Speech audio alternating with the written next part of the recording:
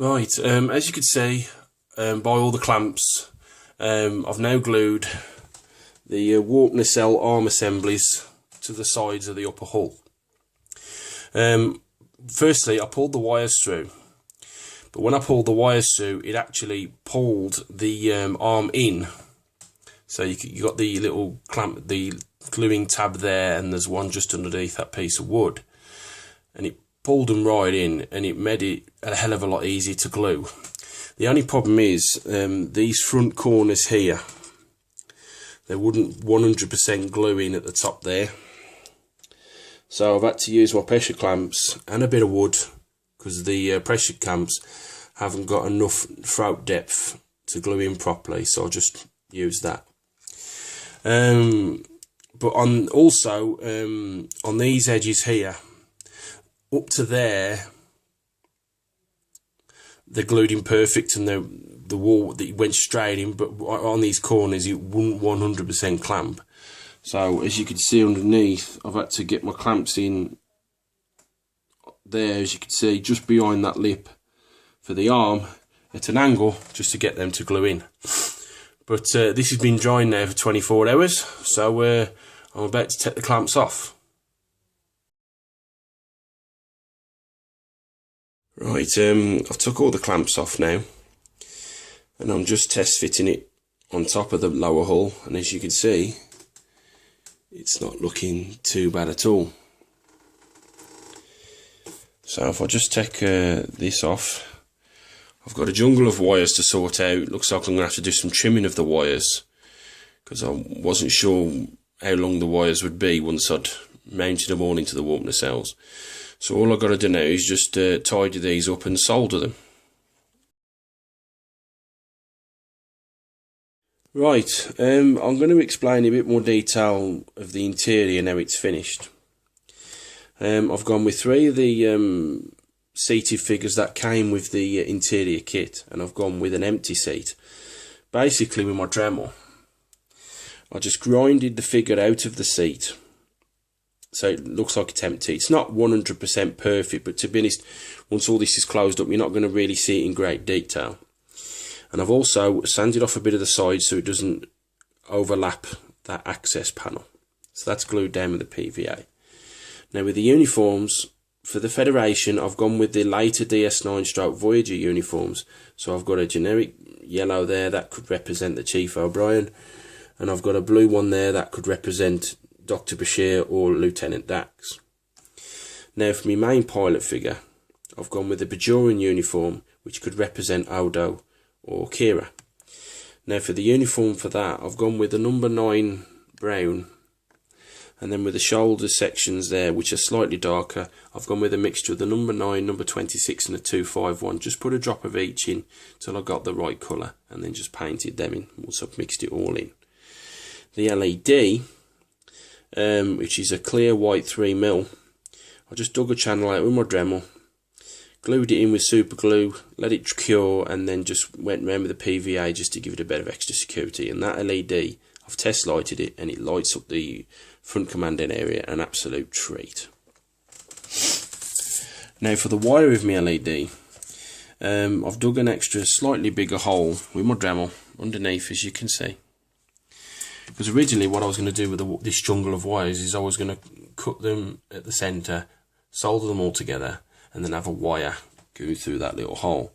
But I thought, you know, saves all that faffing around, because these wires are really long. I'm going to stuff all those wires through that hole, and then I'm going to seal, you know, glue all this together, and then when I do my base, they'll all be sticking out, and I can solder them all together and make them look nice and neat to the actual connecting to the battery clip wire. So that's that sorted. Right, now my croaky voice, because I've got a bit of a sore throat and a cough, I'll explain the rear conference area. Again, I've dug out the seats with a Dremel to make them look empty, because I've got 2 standing figures along with my seated. Because if you remember from my lifeboat build, I bought some NATO pilots, 1/72 scale. So that's what I've done for these 2 standing figures. Now this standing figure, he's got his arms folding and he's looking out the window. So I got a bit of blue tack to position him right in front of the window. I've painted him in the next gen colours along with all these figures, and it's painted to look a bit like Cisco. And my other standing figure, I've painted him to look like Data with the next gen yellow. So I mixed up a bit of yellow with a bit of green just to get his facial features. Not 100%, but it'll do. And he's got a pad in his hand, and it looks like he's pointing. He's actually pointing at that, not that one, that LCARS panel there. So it looks like he's giving a briefing. I've gone with the generic blue coat uniform, and I've gone with the generic red, and I've painted his hair. It's not 100%, but just to look a bit like Captain Picard. So you got Captain Picard and Data as long as Cisco. And then I just super glued the feet to the floor, and then let that cure, and then just painted a bit of PVA around the edges of the feet just to give it a bit of extra security. But now all that's done, this is ready now to be closed up. Right, as you can see, all my lighting, my LEDs are now working. So you got the main front command area, you got the light for the rear conference area, you got me warp nacelles and mansards, and the underneath there for me arms. So as you can see, it's all working.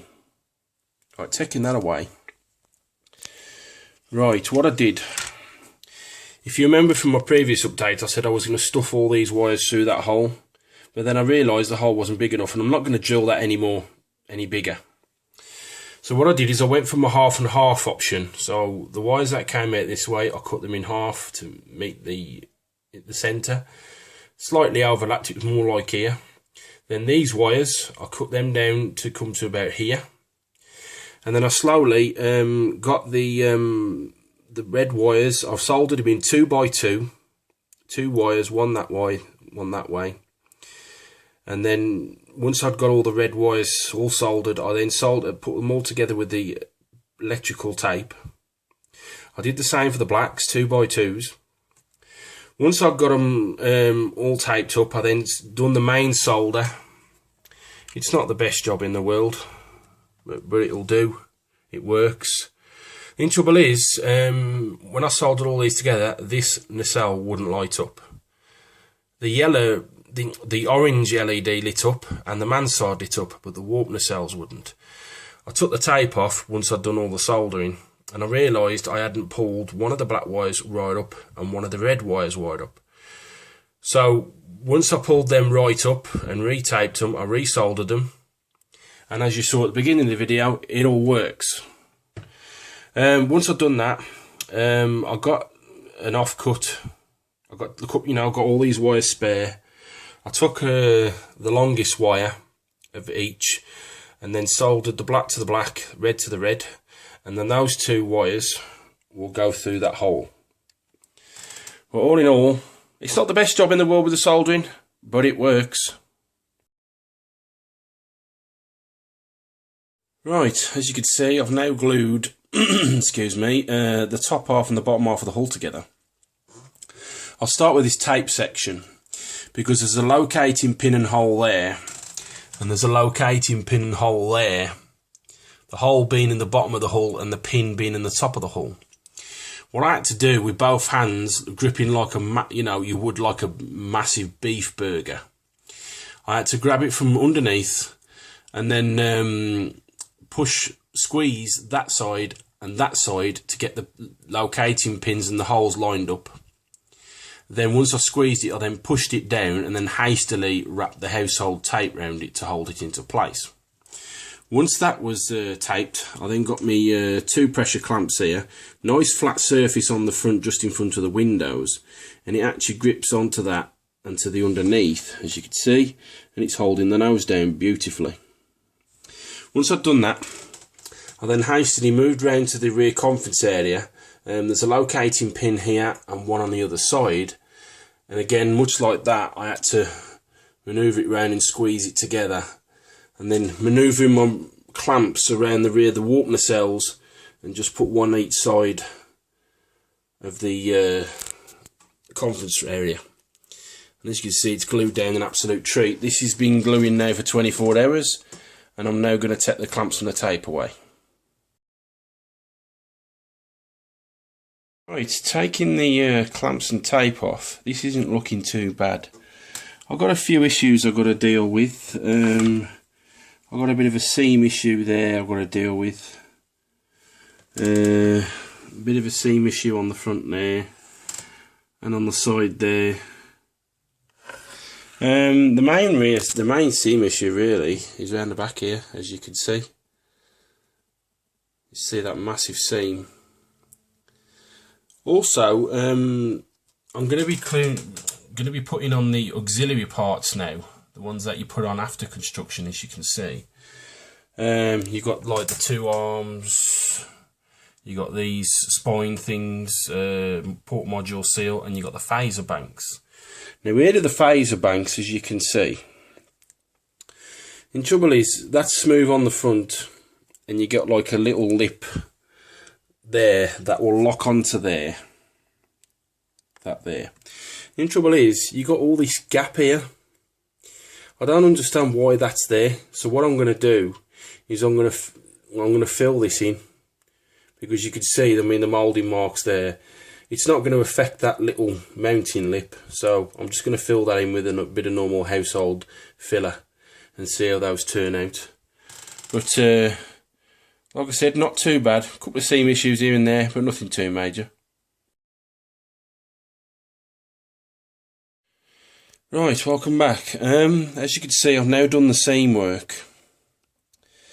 You know, I'd already primered the upper parts and the lower parts of the hull, and the primer really brought out the seams, as you saw in the previous update.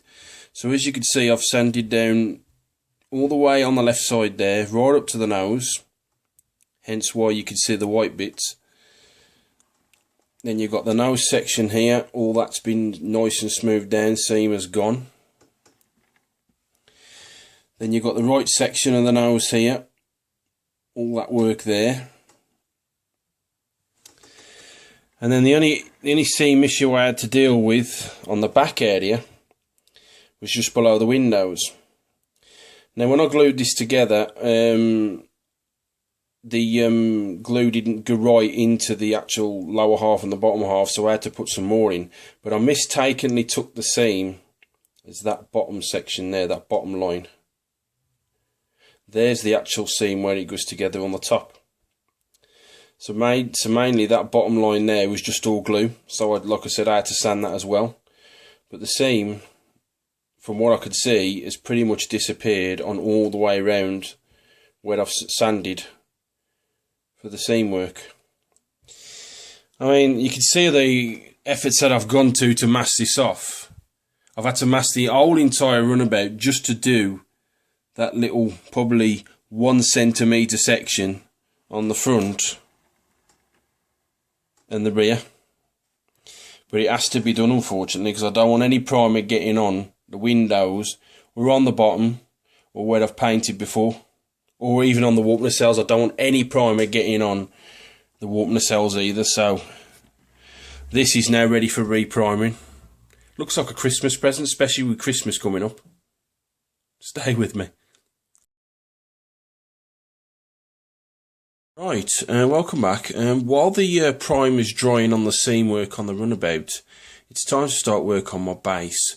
What I'm going for is like a makeshift landing platform like you'd see on an oil rig, but it'd be like an industrial planet, or a planet that's been ravaged by a humanitarian crisis like disease or a plague. And this is the only platform they could build, or, you know, makeshift platform. So I've gone for this wood that I got, a cardboard that I got from work. And as you can see, it's got like a girdering pattern. And I'm really liking this.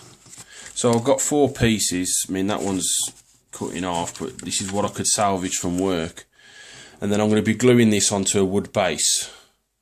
So like I said, this is what I'm going for, like a makeshift landing platform.